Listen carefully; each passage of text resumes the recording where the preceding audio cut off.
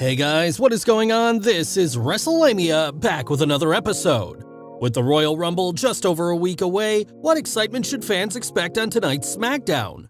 Join us now as Wrestlelamia looks at the 21st January edition of the Blue Brand, as well as the wildest wrestling news and rumors you need to know, including a heart-wrenching letter from Brody Lee's widow, the WWE opens the Forbidden Door again, is The Undertaker coming to the Royal Rumble, Matt Hardy's Rikishi revelation, and more. The good. Rollins name drops Mox. Fans had to be stunned when Seth Rollins name dropped his former Shield brother Jon Moxley during Seth's showdown with Roman Reigns. In case you missed it, Seth told Roman that he and Mox carried Roman during their time in the Shield. As shocking as it was for the WWE to let Rollins mention the former WWE superstar, it was even more shocking to hear Rollins refer to him as Mox rather than his WWE name Dean Ambrose. This was a clever way to catch the fans' attention and generate some online buzz about Seth's Royal Rumble challenge against the Universal Champion. The true Master Manipulator. Move over, Edge, because the WWE has a new Master Manipulator in Seth Rollins.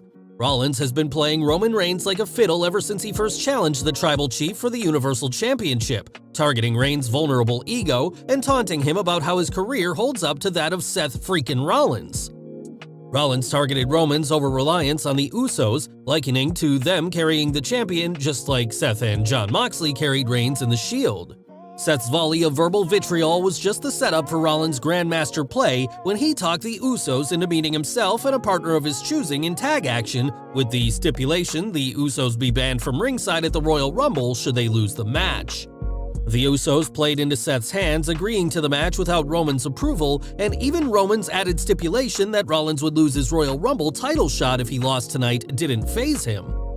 Rollins' tag team partner Kevin Owens was the final nail in the coffin, as the Usos' looming defeat led to Roman attacking Seth, causing a disqualification loss for the Usos. Naturally, that was the worst thing to do, as it just showed how much Rollins has gotten under the head of the table's skin, and he's making foolish mistakes. Michael Cole caught corpsing. Pat McAfee is just brilliant behind the booth, providing excitement and fun to every match he provides color commentary for on SmackDown.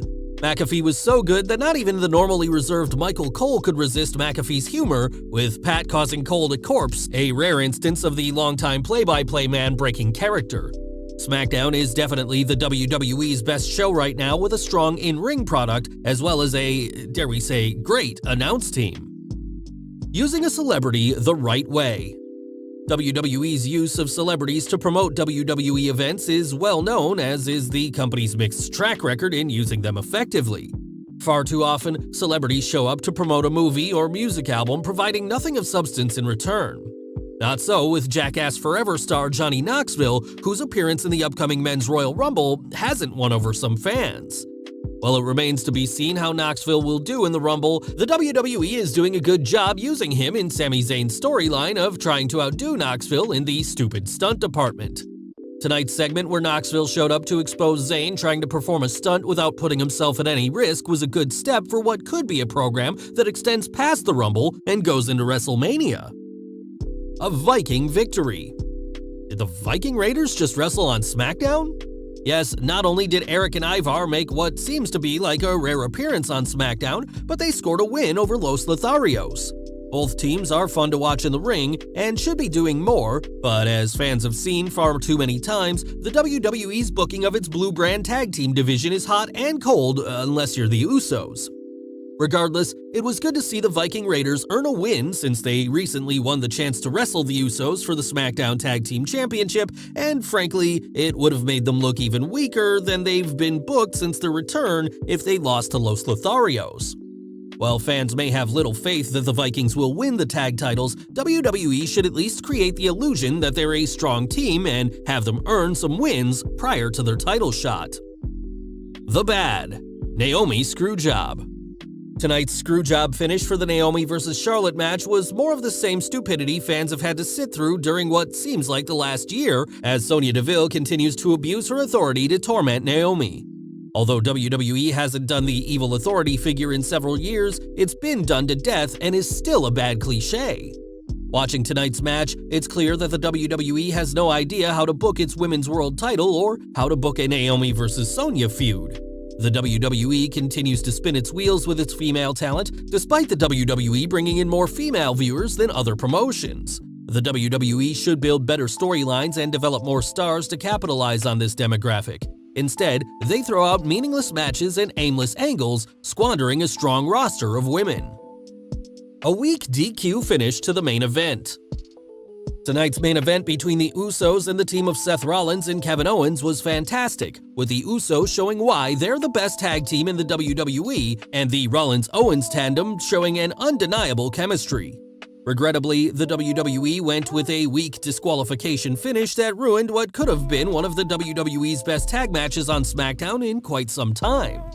Although it's clear the WWE was trying to show that Seth got into Roman's head, causing him to rashly interfere in his cousin's match, it could have been booked better. Roman could have interfered earlier, helping the Usos only to push his luck and get disqualified after trying one time too many. The Downright Ugly. Tonight's SmackDown continued the strong build-up for Seth Rollins vs. Roman Reigns, adding to the intrigue by having Seth bring in Kevin Owens to help him take the Usos out of the picture for the Royal Rumble. Johnny Knoxville's segment with Sami Zayn was a good way to build up their apparent rivalry too. Unfortunately, the WWE failed to do much to build up either the Women's or Men's Royal Rumble, other than an unnecessary appearance by Summer Rae. Nonetheless, tonight's episode was solid and had enough to keep fans tuned in throughout the show.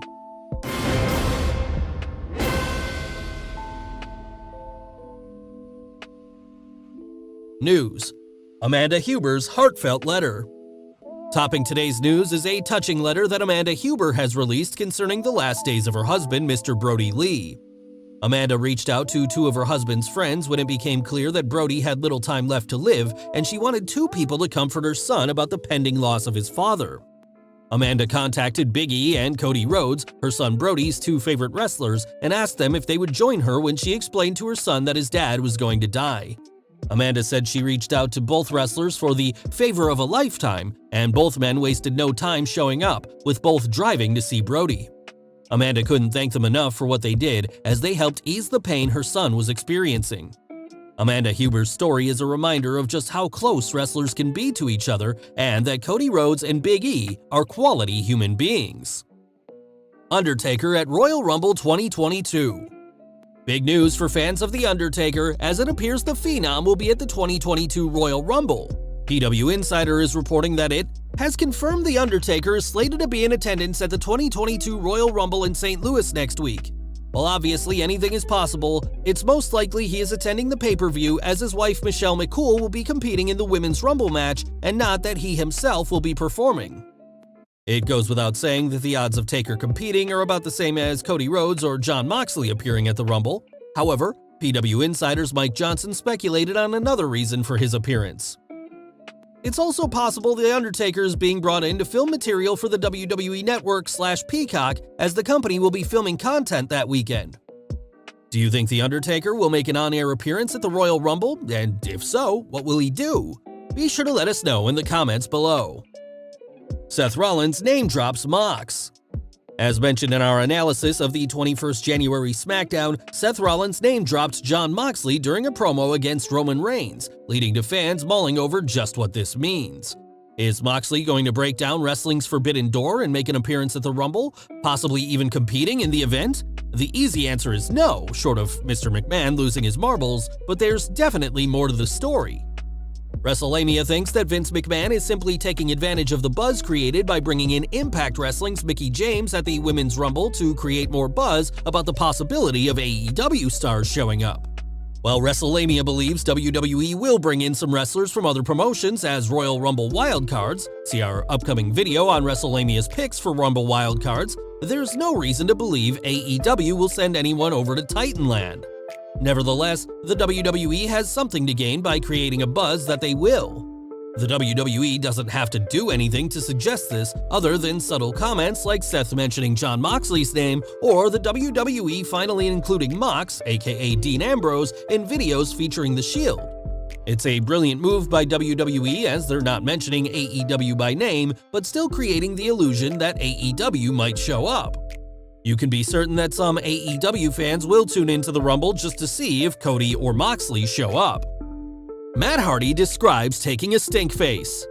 Last but not least, Rikishi's Stinkface was one of the most humiliating-looking moves in wrestling, as the larger-than-life superstar rubbed his potent posterior into opponents' faces. So, what's it like to get the Stinkface? Former WWE superstar Matt Hardy discussed the experience recently on an episode of his podcast, The Extreme Life of Matt Hardy.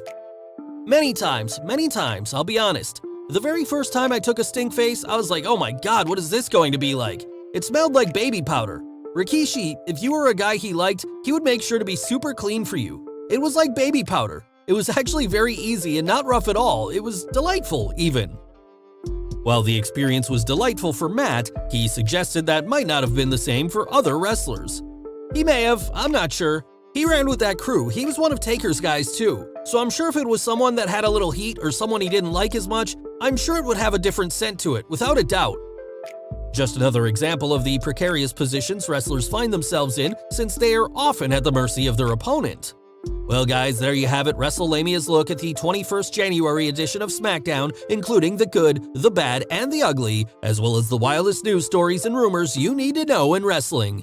Be sure to leave your comments, and don't forget to subscribe to our channel, follow us on Instagram and Twitter, and I'll see you next time for some more wrestling content.